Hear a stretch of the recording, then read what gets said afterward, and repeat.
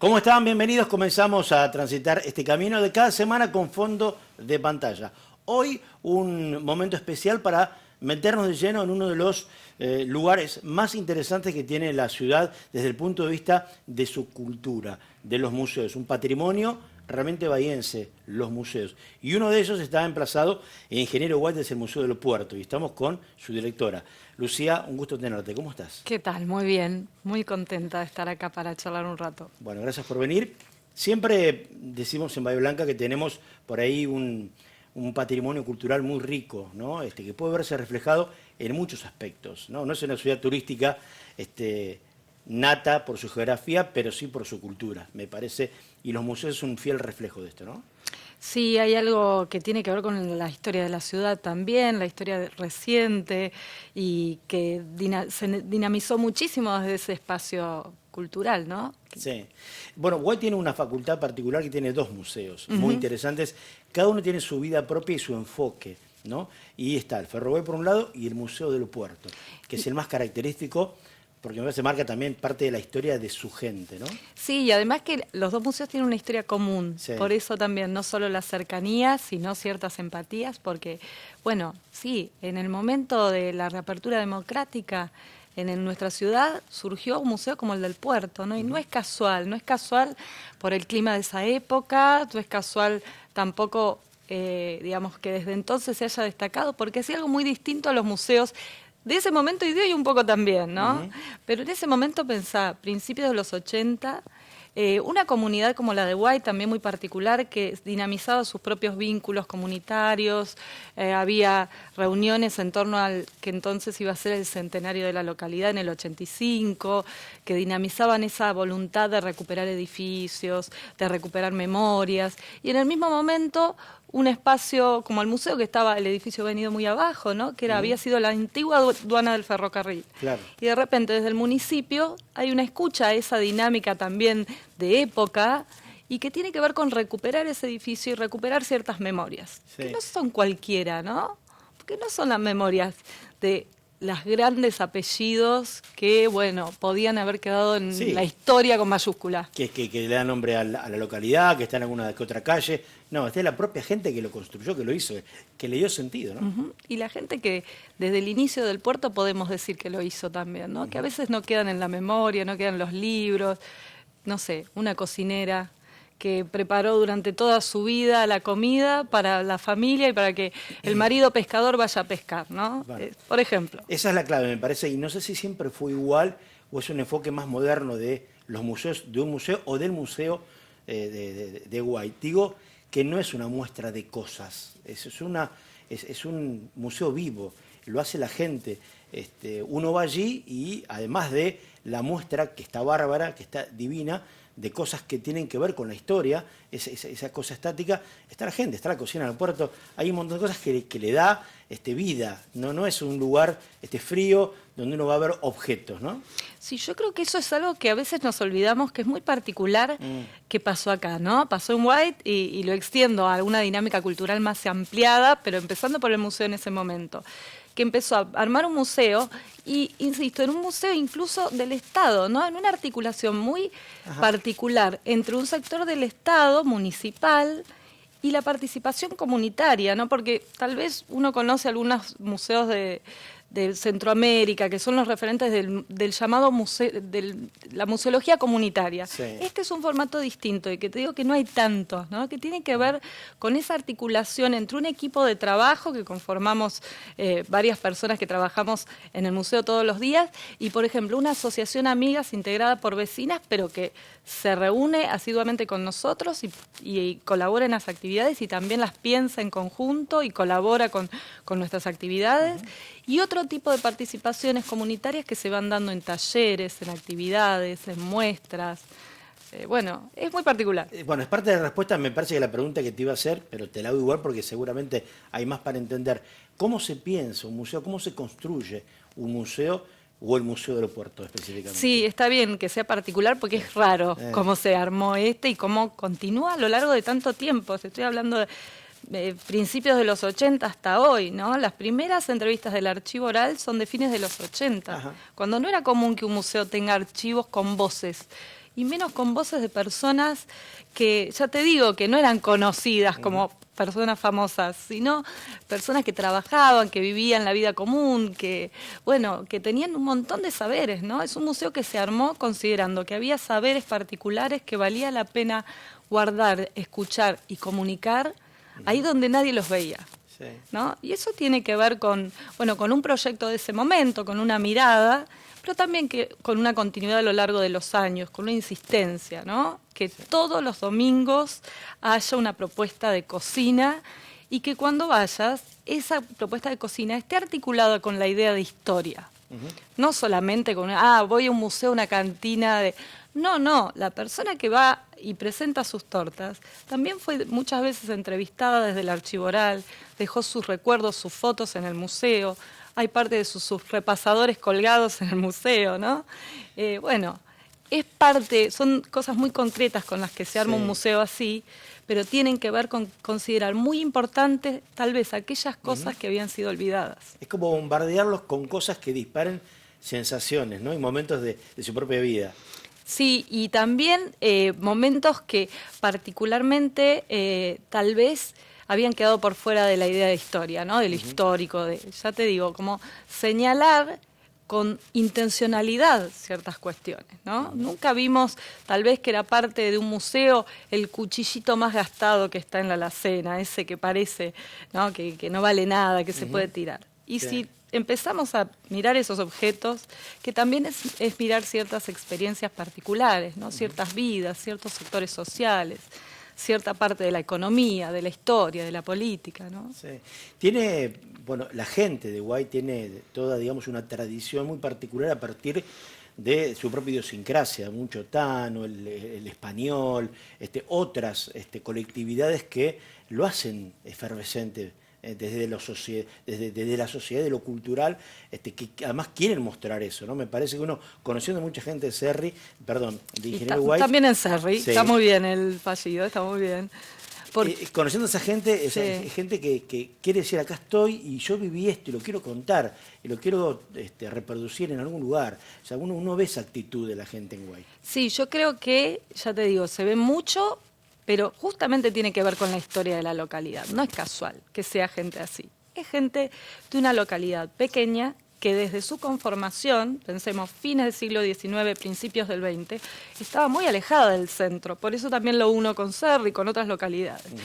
Tenía muchas necesidades. Era un pueblo de trabajadores que habían sido traídos muchas veces por esta inmigración, que se trataba de traer mano de obra barata para trabajar en un puerto, ¿no? Un puerto que quería ser agroexportador, que tenía, digamos, muchas intenciones de crecimiento, pero bueno, en quienes trabajaban ahí no tenía que gastar tanto. Entonces venía gente que escapaba de la guerra, de la pobreza, de un montón de conflictos desde Europa, llegaba y vivía en condiciones tremendas. Nos los cuentan hoy sus nietos, sus hijos y algunos todavía que quedan inmigrantes directos.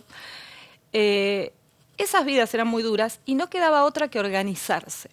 Y por eso hay tantas instituciones intermedias en White presentes hasta hoy y muy dinámicas, en una época que eso no es muy habitual. Y por eso también hay cierta lógica de lazos, de ayuda, incluso de cómo contar la propia historia, ¿no? Pero tiene que ver con bueno, una necesidad de cierta época y la cuestión de organizarse donde no hay nada, ¿no? ¿Ves que hay transmisión generacional de esos valores? Porque todavía debe haber mucha gente de 70, 75, 80, 90 años que es parte de casi testigo de todo eso, y otra que de a poco lo va heredando. ¿Se transmite esto? Uno puede pensar que va a haber una sociedad activa aún manteniéndose un puerto dentro de ese museo dentro de 20, 30 años. Siempre se va modificando. Se transmite, es inevitable que se transmita.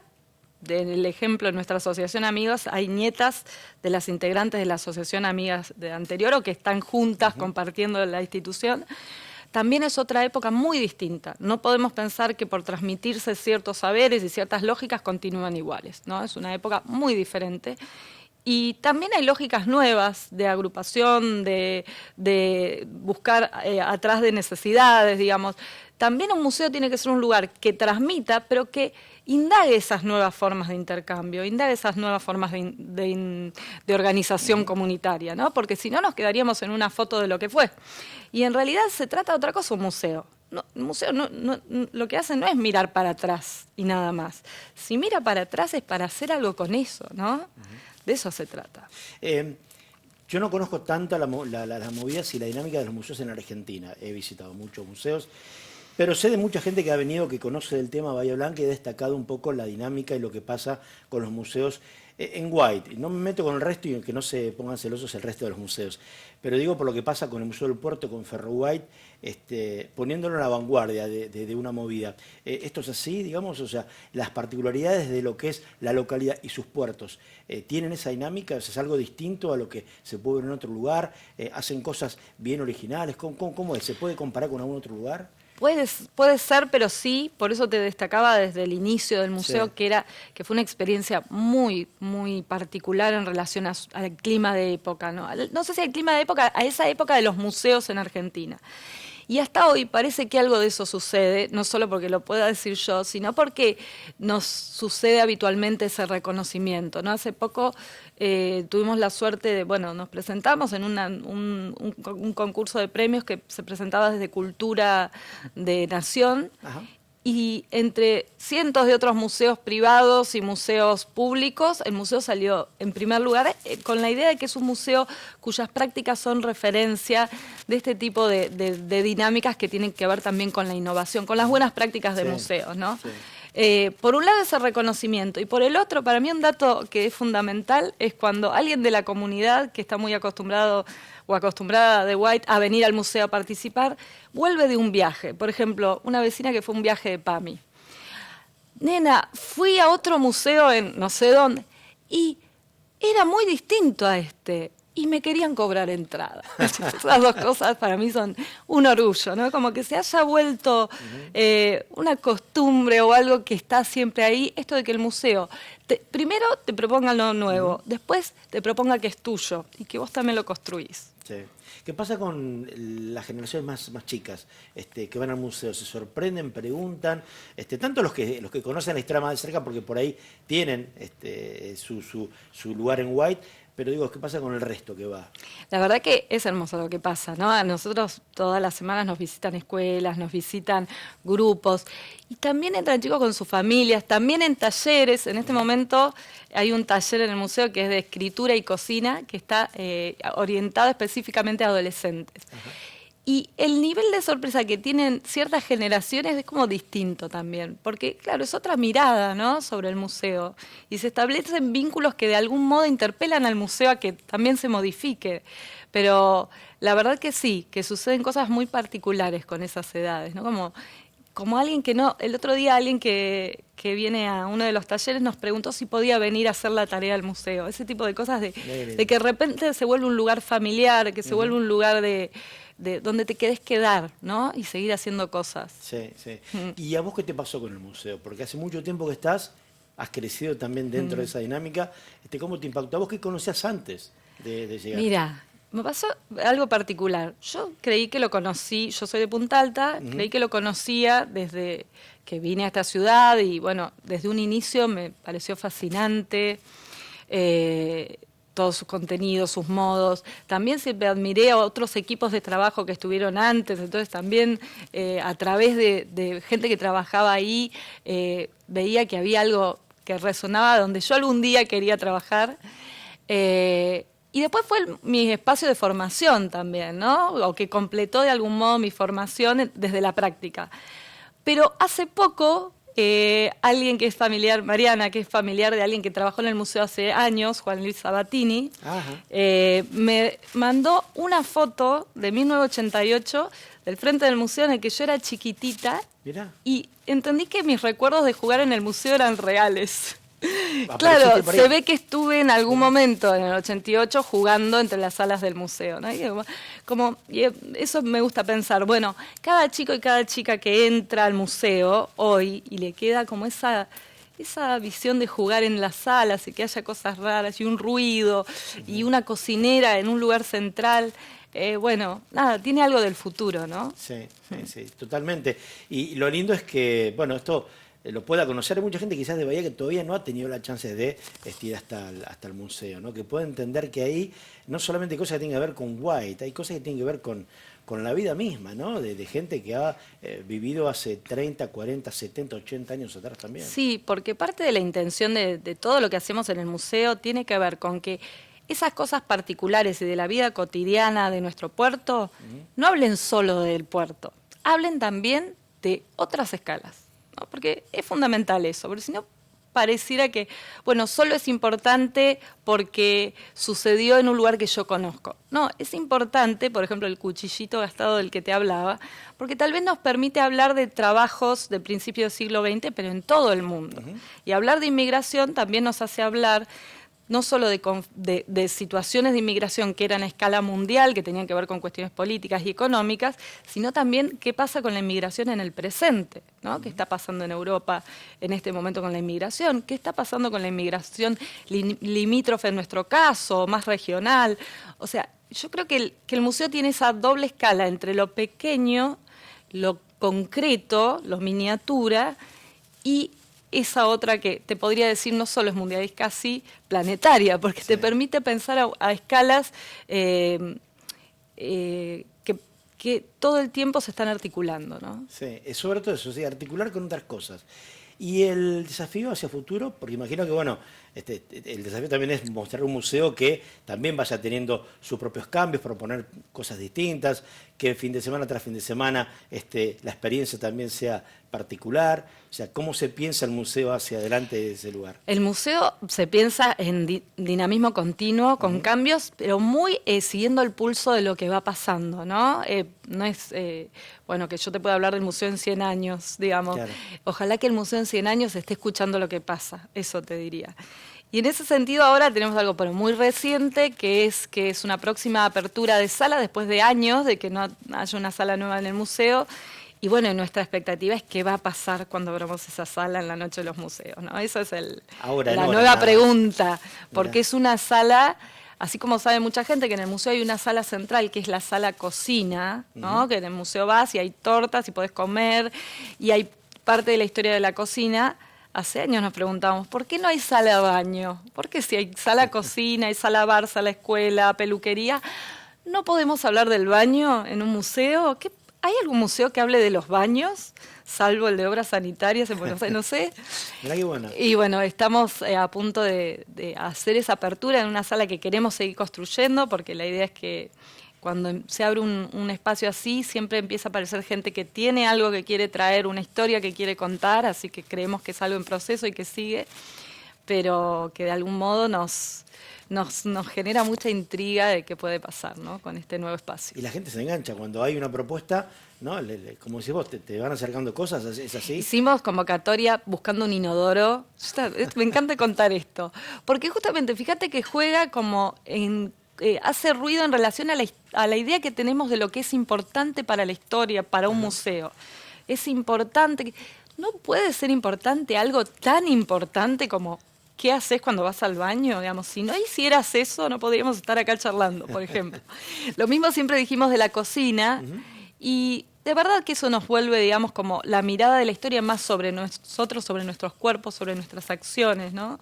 Y bueno, conseguimos ese inodoro y después seguimos con una convocatoria de pelelas, chatas, bueno, y también, bueno, van a formar parte de nuestra sala y muchas historias que se contaron de aquellas que son a veces tan difíciles de hablar, ¿no?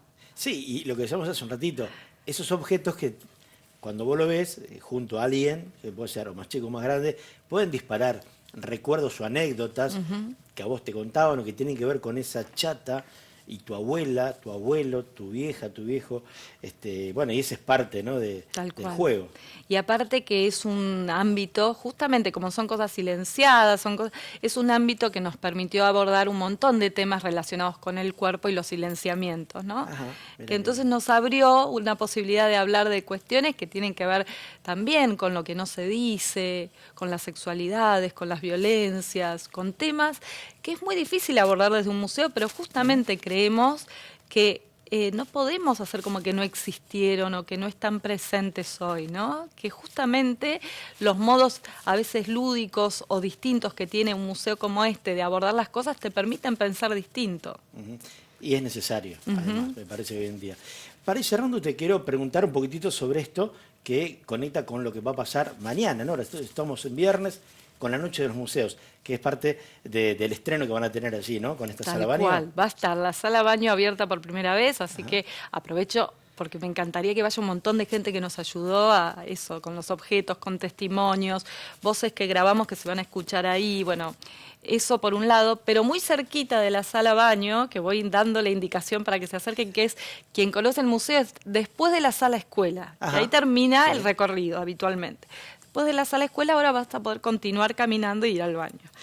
Y bueno, cerca de ese sector está nuestro patio trasero, donde va a estar armado el escenario, y en el escenario va a haber toda una serie de actividades relacionadas con la sala baño, porque la idea es escuchar a muchas de las personas que nos ayudaron a armar la sala, también algunas personas que van a contar algunos secretos relacionados con las antiguas letrinas, los antiguos baños en White, y también va a haber música, y vamos a festejar, digamos, esta apertura con el grupo Jaguar, vamos a bailar, va a estar presente alguien que nos llena de orgullo que esté, que es la drag queen La Lemi, que va a presentar todo el evento, porque justamente es un baño donde también hay un closet que se abre.